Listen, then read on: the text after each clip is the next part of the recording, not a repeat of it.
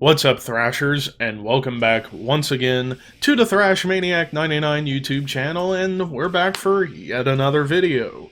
And this one, I've been kind of looking forward to after I saw that yesterday my good buddy Necrotic Nick from the Thralls of Metal posted that he was going to do this video, ironically the same day that I'm recording.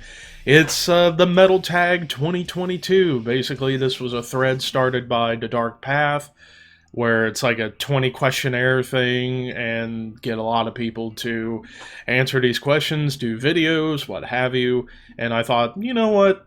Since I like hopping on trends like that just to see what happens, I figured, you know what? I might as well do one of these myself. So, without further ado, let's get started. So yeah, 20 questions, mostly revolving around stuff from 2021. Luckily, I came prepared with some stuff right here, so yeah, we're gonna have some fun with this one. So kicking things off with question number 1, your favorite reissue of 2021.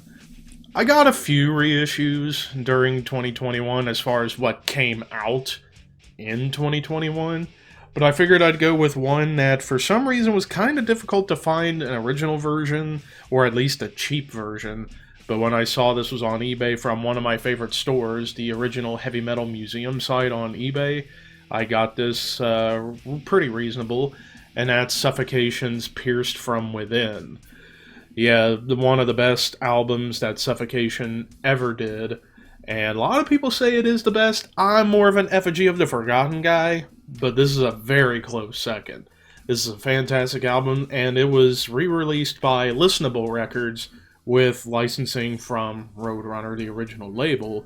So yeah, and yeah, it's kind of bland packaging. I mean, but I love digipacks. I think digipacks are my personal favorite way to get CDs because they don't break like jewel cases do for certain reasons. But yeah, Pierced from Within by Suffocation, my favorite reissue of 2021. Question number 2. A band I discovered old or new in 2021. There were quite a few. I shouldn't say a few. There were quite a lot of bands that I discovered that were old and new. But the one that stuck out the most to me as far as an album that came out this past year, In Mourning. When I listened to that new album, The Bleeding Veil, I was blown away as to how talented these guys are. Basically, for those who don't know who In Mourning is, they're basically like what would happen, in my opinion, if old Opeth and Insomnium met and had a baby. You would get In Mourning, because it's very much progressive melodic death metal, like proggy with the Opeth influence, and the mellow death more kind of akin to a band like Insomnium, maybe even a little Swallow the Sun. Particularly from When a Shadow is Forced into the Light, I kind of get a bit of that vibe from them. But very heavy, very melodic and beautiful sounding was that album. And In Mourning, I think more people should check them out. And after I listen to that new album, I plan to get it and check out more of their stuff. And if I like it, I'll get them in my collection. Question number 3. Show an album with an outstanding vocal performance. I got a lot of albums where I absolutely love the vocals, but if there's one in terms of like an all-around vocal performance, not just from one guy but from multiple players, it would be Borknagar's Winter Thrice. This was one of my favorites from 2016, one of my favorites of the past 10 years. This is just absolutely incredible, and the vocal performance, you have 4 different vocalists. You have Wintersorg doing the leads and the black metal vocals. You got the keyboardist who's doing cleans. ICS Vortex doing some stuff. And on a couple tracks, Garm from Ulver doing vocals. And all 4 of them delivered and then some. And like, the cleans were incredible. The growls and the screams that Wintersorg did were wonderfully performed, and whenever I'm in the mood to sing along to something, I often find myself listening to a few songs off of this and just really getting into it musically and vocally. So yeah, Winter Thrice by Borknagar is an album that I think has some outstanding vocals. Question number 4, show a gap filler. Basically what this is like an album in your collection, or yeah, an album in your collection that's like, ooh, I was missing this one. You just kind of get to complete something. And I went with Broken Hopes, Grotesque Blessings. Yeah, this was their 5th album that came out in '99 on Martyr Music Group and Hammerhard Records over in Europe. And the reason I say this is a gap filler is because this is my least favorite Broken Hope album, and it's even Jeremy Wagner's least favorite. He often regards this album as their ugly album because there was some tension going on between Jeremy, Joe Ficek, and Brian Griffin at the time, because after all, they lost 2 key members, Ryan Stanek on drums and Sean Glass on bass, so they had to get new members, and the production, not the best. So yeah, it was just a weird time for the band, and it shows on this album. It's not a bad album, it's solid for what it is, but to me, just not quite up to Broken Hope standards. I basically got this because it was cheap, and, well, I love Broken Hope, and I wanted to get everything that they got, so yeah, this was definitely a gap filler for sure. Question number 5, show a cheap pickup from 2021, and just like Necrotic Nick says, you can't go wrong with free, and I have an interesting story about this. So, I went and bought a second copy of Darkthrone's Soulside Journey. Then I was contemplating, what am I doing? And I was thinking about canceling the order, but the guy messaged me back and says, hey, if I can keep you from canceling, I can add a couple of things if you like. And I was like, okay, no problem. And this was one of the albums. Actually, a couple of tapes from an obscure black metal band that I can't remember the name of. I even got Dawn of the Black Hearts by Mayhem. That's weird. But the one freebie out of that I really loved, and I didn't have to buy it to get it, it was just a free gift, Darkthrone Old Star. And this is my second favorite Darkthrone album, and the fact that it came in a package with Soulside Journey and a couple other things, got it for free, I was like, wow. I did not expect to see this in that package, so, and thankfully I did, because, I mean, all 6 of these songs are fucking amazing. This whole album, Darkthrone's been on a tear lately, really ever since Underground Resistance, and this is just the continuation of that momentum. Same going for Eternal Hails, that came out back in the summer, as my phone goes off. So yeah, Old Star, Darkthrone, can't go wrong with getting it for free. Question number 6, favorite artwork for a new release. There was some great artwork that came out in the past year, but I gotta agree with Necrotic Nick's pick, and that's Asphyx Necroceros. I almost said Necroceros. I hear it both ways, but I prefer to call it Necroceros because that's how Martin Van Drunen pronounced it. But I mean, just look at that cover. It is glorious. It's basically like everything a death metal album cover should look like. You know, and it perfectly sets the mood for this whole album, and this was one of my top 10 favorites of 2021. Just, and that cover. Fucking incredible. Question 7, a favorite track from 2021. There were a lot of songs I loved from 2021, but one that kept going in my brain for a while was Chime Diabolicus from the new Hooded Menace album, Tridentous Bell. I mean, really the whole album was a favorite track, because this was just a masterwork of death doom by these Finnish masters. And Chime Diabolicus was my personal favorite off the album. Just catchy riffs, great melodies, hooks, vocal performance, just everything about that track just blew me away. Question number 8. A song that became an earworm. I could have copped out and said Chime Diabolicus, but one song that I got into, and I've still been on a big Black Sabbath kick, and it's a song that really hasn't left my mind since I first heard it, and that's Too Late off of Dehumanizer. Just For a balladish track, a dark ballad, it's absolutely mind-blowing. The acoustic playing, the riffs, the way the drums are used to build atmosphere and tension, the bass, Dio just going nuts on the vocals. It's a masterpiece for a Black Sabbath song from the Dio era, and I can't say anything bad about it. And I still listen to it at least once a week, because it just doesn't leave my head, and I doubt it ever will. Question number 9. 2 albums destined to be culled from your collection. Simple answer, none of them. Moving on. A band, or question 10, a band I have gone off. Basically, in more simplistic terms, a band you was into, but not as much anymore. I'm probably going to get some shit for this because people will think, what, you were a fan of these guys? I'm going Disturbed. Just because Disturbed, I mean, I still listen to a few of their songs and I have a couple of their albums, but really I just don't follow what they do anymore, especially after their last album that came out a few years ago.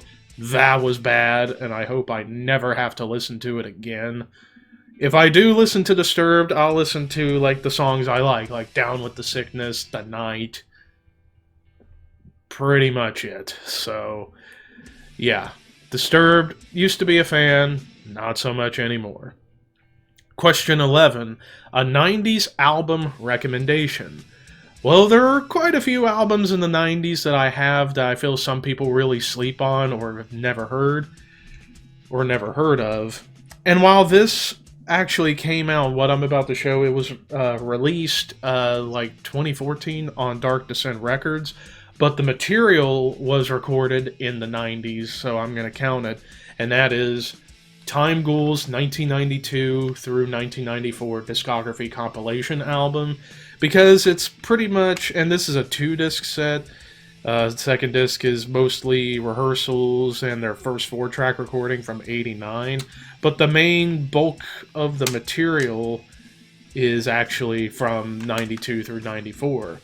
Their first 2 and their only 2 demos. And let me double check what those were. Tumultuous Travelings and Panoramic Twilight. Those are 2 very underrated demos, and Time Ghoul as a whole, a lot of people don't know about this band, and I think it's a shame because even though they only existed with 2 demos, both of those demos are absolutely incredible. It's like progressive, technical death doom metal, because it's hard to explain, but it sounds like, if I were to describe Time Ghoul, they sound like what would happen if Morbid Angel had Dallas Toller Wade as their vocalist, mixed with the breakdowns of Suffocation, and it's more proggy, technical, and doomy. And a little bit trippy. Honestly, the closest band, in my opinion, focus camera, the closest band that has come out in the recent years that kind of fit what this band did is Blood Incantation. Blood Incantation took a lot of inspiration from Time Ghoul, I'm just gonna say it, but they do it well. But Time Ghoul from the 90s, if only they still existed today, I think they would be a juggernaut in death metal today, because there are a lot of bands that have come out that kind of take what this band did, like Blood Incantation, Cathelist, Tomb Mold, a little bit, The Chasm, Cenotaph, bunch of bands. But yeah, Time Ghouls 92 through 94 discography compilation, I highly recommend. Question 12. Show a 7-inch single or name a single that sold an album to you. Again, going for a more recent example, but when I heard the song Gore off of Evil's Hell Unleashed, I was like, I'm pre-ordering this album because that song is badass. And this whole album's amazing.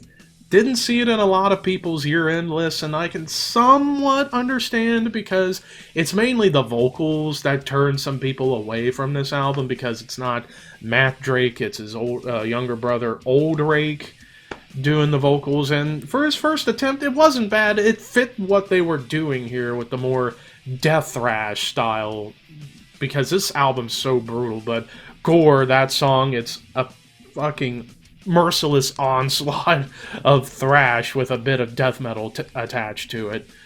But yeah, that song made me say, you know what, I'm pre-ordering this album, and thank God I did, because this was number 2 on my list behind Hushed and Grim here. But yeah, Gore was a hell of a single. Question 13. Name an epic song of 8 minutes or more. There's a lot, but if I'm going to answer this question, I'm going to answer it right and pick Rime of the Ancient Mariner by Iron Maiden off of Power Slave. Just nearly 14 minutes of amazing epicness, heaviness, melody, tension, progginess. Pretty much everything that describes epic for Iron Maiden, in my opinion. And that song, one of the best Maiden songs ever. Nothing more, nothing less. Question 14. A quick opinion on Record Store Day. I'm going to keep this one brief because I'm a CD guy. I'm not a vinyl guy. But I appreciate the concept of Record Store Day because it encourages people to actually go out and buy physical music instead of just being solely Spotify or Apple Music. But yeah, while I'm a CD guy, I appreciate Record Store Day for sure. Question 15. What part of your music setup would I change? Well, not so much change, but add, because most of the music, the way I listen to music is either right here on the computer, or on my phone, or on my tablet. But if I were to add something, I gotta go with Necrotic Nick's reasoning, and that's add like a speaker system for like social gatherings or parties. But I don't really do that a whole lot unless it's for like family stuff. But still, I would probably add that just for the feeling of nostalgia of having a good speaker or stereo system and putting the CD in and just have it blasting throughout the house or wherever. So that would be my answer to that. Question 16. Biggest musical disappointment of 2021. There wasn't a whole lot I was disappointed by, but if I had to choose one that stuck out like a sore thumb, as my phone went off again, if I had to choose one that stuck out like a sore thumb, it would be Full of Hell's Garden of Burning Aspirations, or Apparitions. Because I looked at that album as a disappointment because I really liked Weeping Choir, their previous album from 2019, I think. And here it just felt like they kind of regressed a little bit. I explained it more in detail in my review, and it was just too much noise aspects for my taste.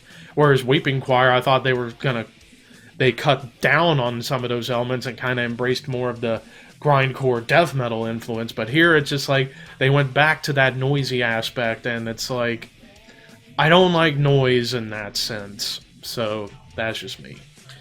Number 17. Name an album you are expecting and looking forward to in 2022. Well, I'm going to go brief. I'm going to say there's 7 bands I'm looking forward to. The big one for me personally is Broken Hope. I've seen footage of them in the studio. You got Megadeth because it's post-Cancer Dave. You got Dirk Verburen in the band. Kiko might get to write more. And we'll see how it is. Creator because Gods of Violence was amazing. Dying Fetus because who doesn't love the fetus. Immolation, that fucking single they put out, single that they put out a few weeks ago was incredible. Judas Priest because I want to hear what they got coming up next. And finally, Avenged Sevenfold because it's been so long and I'm looking forward to seeing what kind of tricks they have up their sleeve this next time around.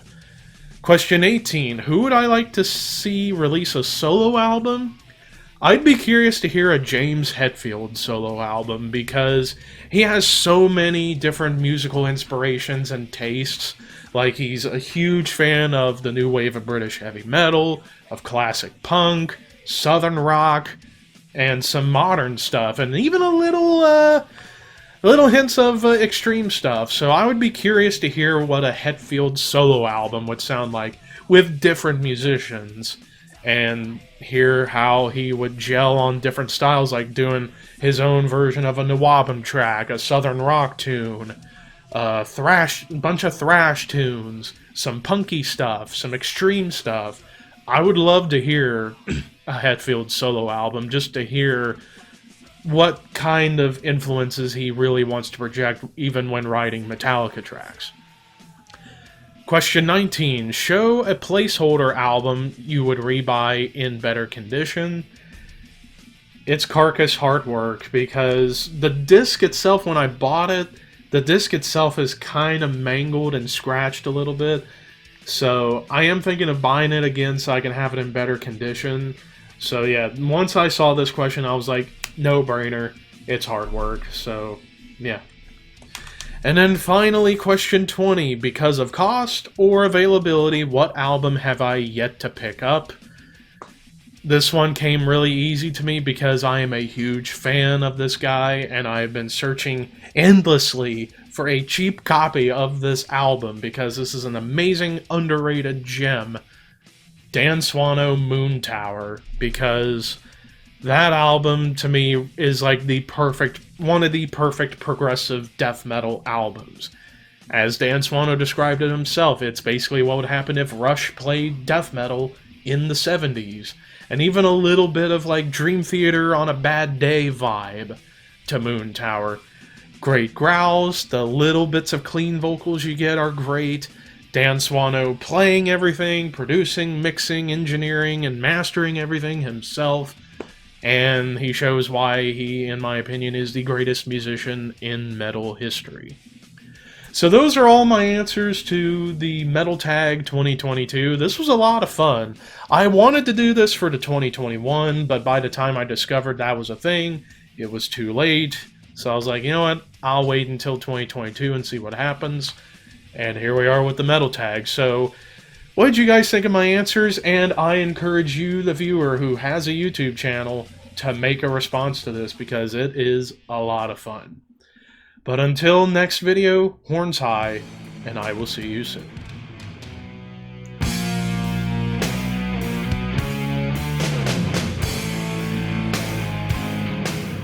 Alright, well, I'm on a secluded island right now. So I have no idea where y'all are. You're just on an island paradise while we're over here fighting for our lives. We're at the same coordinates I was at so many before. sounds out Just there. killed a Right? zombie by Okay, myself. I'm here. Oh They were multiplying! There's so many! What the fuck? There are so many zombies! What is this? I don't think I've ever seen that many zombies in a I don't want to be out here ever in my anymore. I've life. decided. Must be I've decided I don't want to be here. Okay, never mind. I'm not heroic, as it turns out. Uh-oh, we got a badass. Okay, well, you know what? It was fun while it lasted. Oh God, don't give up on